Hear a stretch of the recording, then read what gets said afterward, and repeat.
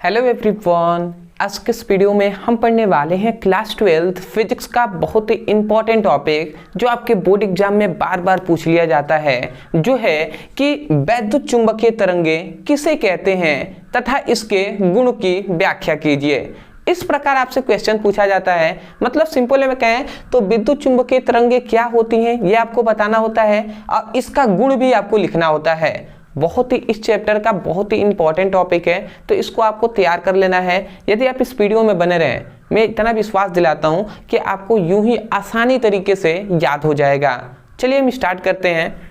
तो सबसे पहले तो देखिए, चैप्टर का नाम भी है विद्युत चुंबकीय तरंगे। ये एक इंपॉर्टेंट टॉपिक है, ठीक है, आपके क्लास 12 के बोर्ड एग्जाम के लिए। तो सबसे पहले समझते हैं कि विद्युत चुंबकीय तरंगे मतलब विद्युत चुंबकीय तरंगे होती हैं, इनका परिभाषा क्या होता है, क्योंकि परिभाषा ही तो सबसे पहले लिखते हैं ना। तो देखिए, इसका परिभाषा हम ऐसे करेंगे कि यहां पे थोड़ा सा समझिएगा। ये तीन अक्ष हम ले लेते हैं, आप ध्यान से समझेंगे। ये तीन अक्ष है, मान लेते हैं ये एक्स, ये वाई और जेड, ये तीन अक्ष है, ठीक है। तो यहाँ पर केवल मैक्सवेल ने ये बताया कि यहाँ पर मान लेते हैं ये जो तरंगे चल रही हैं, ये जो तरंगे आपने देखा, ये कौन सी तरंगे हैं, ये है वैद्युत तरंगे, ठीक है। और यहाँ पर एक और ये जस्ट इसके विपरीत ओर जो रेड आपको दिखाई दे रहा है, ये चुंबकीय तरंगे हैं। क्या है, नाम में लिख दे रहा हूँ, ये है विद्युत तरंगे, विद्युत तरंगे, ठीक है। और जो रेड आपको दिखाई दे रहे हैं, ये है चुंबकीय तरंगे।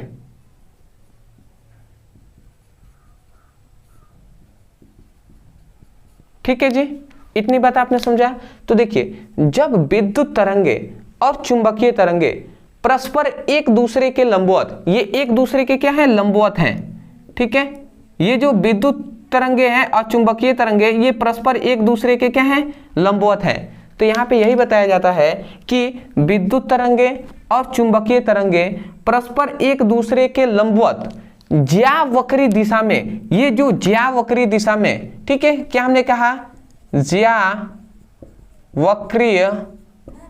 दिशा में, ठीक है।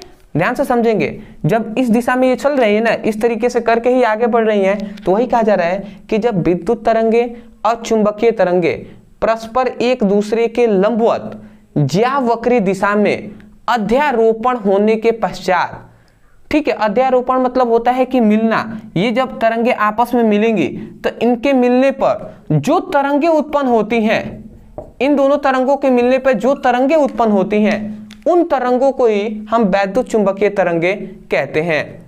समझ में आया क्या कहा जा रहा है? देखिए, ऐसे ही आपको याद करना है। मैं चाहता हूं कि आपको रट्टा मार के नहीं, आप समझ कर इसको याद करें, क्योंकि रट्टा मार के याद करेंगे, मैं जानता हूं कि एग्जाम में भूल जाएंगे, और यदि आप समझ कर याद करेंगे तो आपको हमेशा याद रहेगा। सिंपल में अगर मैं आपको बताऊं तो वैद्युत तरंगे और चुंबकीय तरंगे जब आपस में मिलते हैं, ठीक है, तो जो तरंगे उत्पन्न होती हैं, उन्हीं तरंगों को हम विद्युत चुंबकीय तरंगे कहते हैं। बट आपको ऐसे एग्जाम में नहीं लिखना है, आप ऐसे लिखेंगे जैसे हम बोल रहे हैं। आप कहेंगे कि विद्युत तरंगे और चुंबकीय तरंगे परस्पर एक दूसरे के लंबवत ज्यावक्रीय दिशा में मिलने पर जो तरंगे उत्पन्न होती हैं, उन तरंगों को वैद्युत चुंबकीय तरंगे कहते हैं। आशा करते हैं आप समझ गए होंगे। चलिए हम परिभाषा लिख देते हैं, यदि आप सुनकर याद हो गया है तो आप भी लिखिए, ठीक है। चलिए हम यहाँ पे लिखते भी हैं। आप यही लिखेंगे कि जब विद्युत तथा चुंबकीय तरंगे, ठीक है, जब विद्युत तथा चुंबकीय तरंगे परस्पर एक दूसरे के लंबवत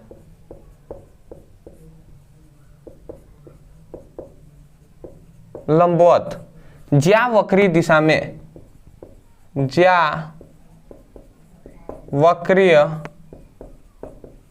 दिशा में क्या होती हैं, ज्यावक्रीय दिशा में मिलती हैं,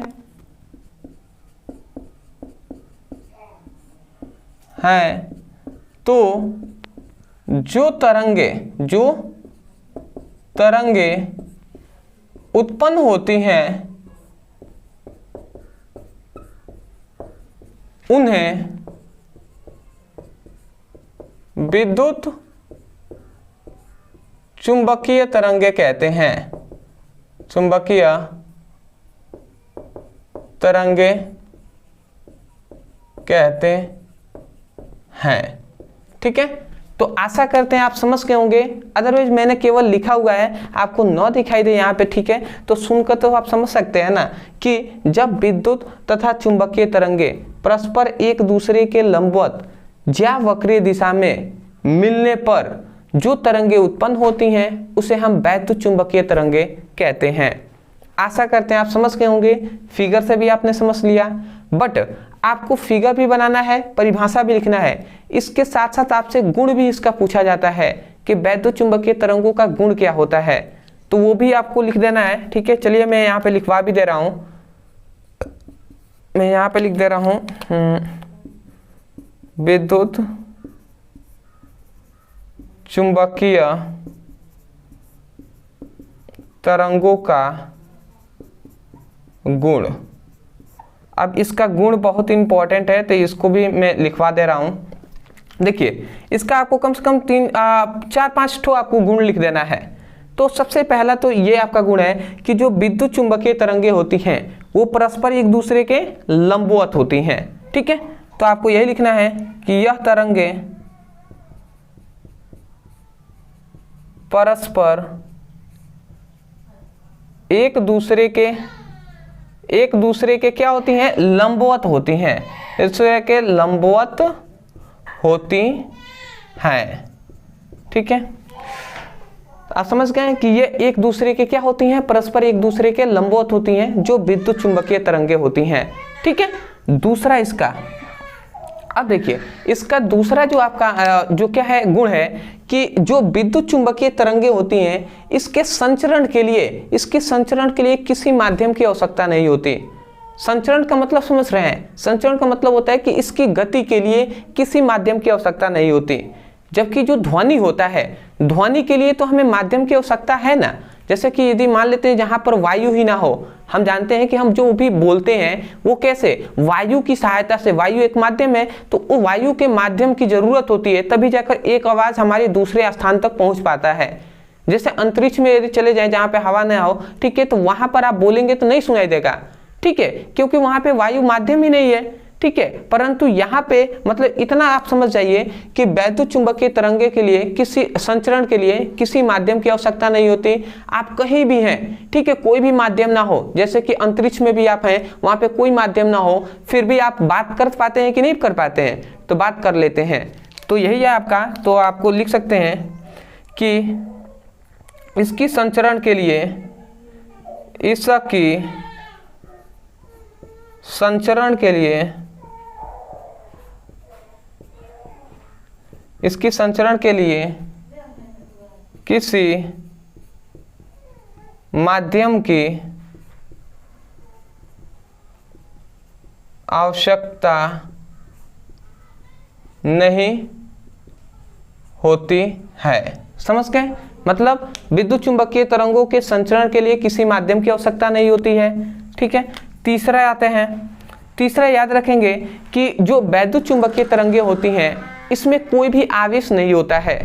जैसे आप बात कर पाते हैं वो कौन सी तरंगों द्वारा, वैद्युत चुंबकीय तरंगों द्वारा ही आप बात कर पाते हैं। तो वैद्युत चुंबकीय तरंगों में कोई भी आवेश नहीं होता है। ठीक है, ये बात को आपको याद रखना है कि इस तरंगों में कोई आवेश नहीं होता है।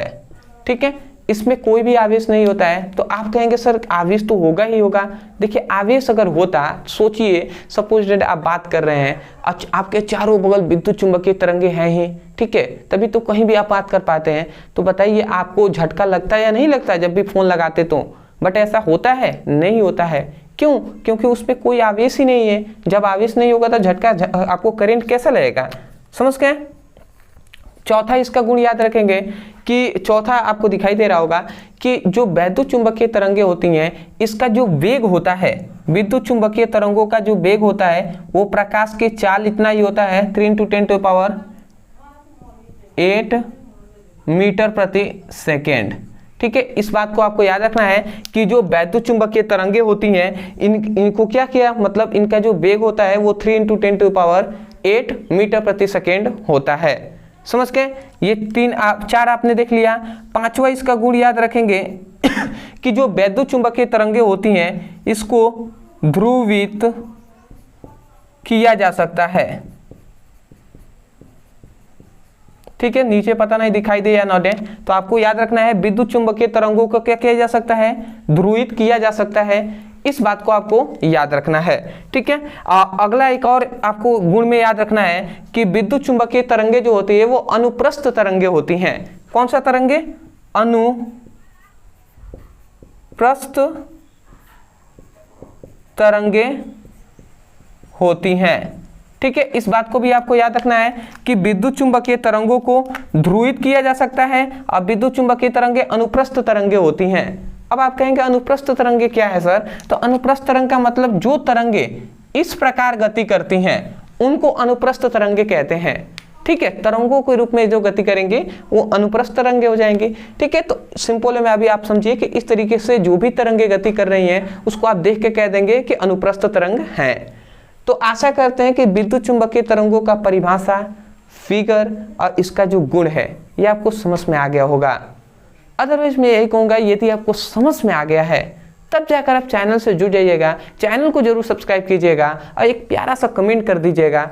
जैसे आप कमेंट करते हैं तो थोड़ा सा क्या होता है, हौसला बढ़ता है। ठीक है, लगता है कि हाँ स्टूडेंट जो पढ़ रहे हैं उनको समझ में आ रहा है। ठीक है, दूसरी बात यह है कि चैनल से जुड़े रहेंगे तो आपको अदरवाइज सभी जो भी अपलोड होगा आगे वीडियो वो सब मिलता रहेगा। अब सीरियस होकर आपके लिए रेगुलर आप देख भी रहे हैं कि शाम को 7 बजे और 8 बजे 2 आपको रेगुलर वीडियो अपलोड होता है जिससे आपकी अच्छे तरीके से तैयारी हो जाए। तो रेगुलरली आपको भी पढ़ाई करना है। चलिए दोस्तों, आज के लिए इतना ही। मिलते हैं एक नए टॉपिक के साथ, तब तक के लिए धन्यवाद।